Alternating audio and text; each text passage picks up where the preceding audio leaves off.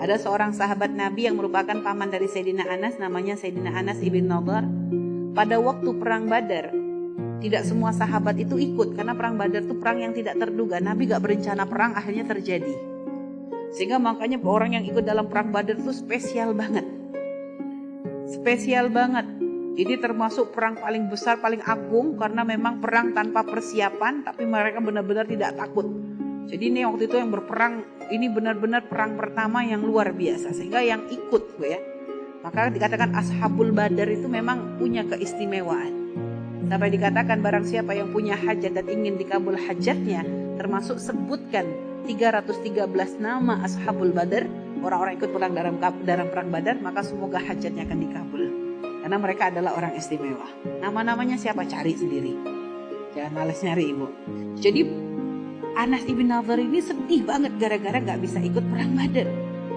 Jadi beliau berkata, pertama kali perang yang dilakukan oleh Nabi Muhammad SAW, aku tuh gak hadir.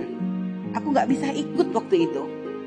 Maka sungguh katanya, kalau Allah tunjukkan kepadaku, Allah beri kesempatan kepadaku perang lagi, aku bisa perang bersama Nabi, maka sungguh Allah akan menunjukkan kepada kalian semua apa yang aku lakukan. Jadi beliau tuh ngomong di hadapan teman-temannya, sehingga akhirnya ketika perang Uhud itu ya, datang Sa'ad ibn Mu'ad. Sa'ad ibn Mu'ad itu datang kepada Anas ibn Nadhr tadi. Ya Abu Amr, Abu Amr, kamu mau kemana? Dikatakan, wahan lirihil jannah, aku akan pergi untuk mencium bau surga. Aku akan pergi untuk mencium bau surga, dan sungguh aku tidak menemukannya kecuali baunya adalah dari Uhud. Karena waktu itu akan melakukan perang Uhud. Jadi semangat banget. Pengen perang tuh semangat, tidak ada rasa takut sedikit pun. Sehingga sampai dikatakan beliau berperang dengan sungguh-sungguh pada waktu perang Uhud. Sehingga setelah perang Uhud beliau termasuk orang yang syahid di dalam perang Uhud. Dan sungguh di tubuhnya itu ditemukan lebih daripada 80 tusukan tombak dan panah.